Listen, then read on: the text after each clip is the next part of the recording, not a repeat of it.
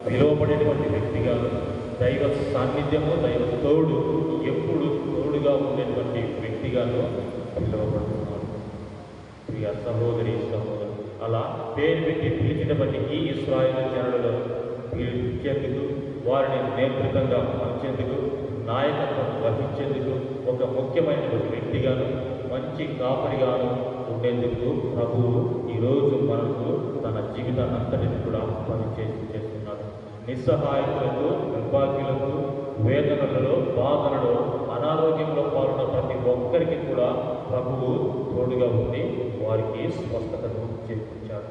ఇంతటి మంచి చేస్తున్నప్పటికీ కూడా మంచి పనిని మంచిగా గుర్తించకుండా, ఇదిగో ఎప్పుడు ఈ పరిచయులు, ధర్మశాస్త్ర బోధకులు ఆయన నమ్మంది వెంటి ఆయన మీద నిందారోపణలను అయినప్పటికీ కూడా మంచి చేయాలి, నా ఉద్దేశము, నా జీవిత ధ్యేయము, నా తండ్రి ప్రణాళిక నెరవేర్చేందుకు ప్రభువు ముందుకు సాగిపోతున్నాడు.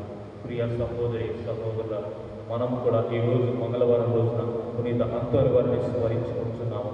మనలో ఉన్నటువంటి ఈ కొన్ని క్వాలిటీస్ అన్నిటినీ కూడా ఇంకనూ అధిక రెట్టింపుగా మన జీవితంలో ప్రపంచానికి పరిచయం చేస్తున్నందుకు, మన తోటి వారి పట్ల, నేను అనుసరించినటువంటి ఈ రక్షణ పట్ల ఇంకనూ అధికమైనటువంటి ఉత్సాహపూరితంగా పనిచేసే విధంగా ప్రభు మనకు సహాయపడాలని పవిత్రమైనటువంటి ఈ బలి పూజలో మనసారా ప్రార్థించుకున్నాము. అందులో యోగ్యుల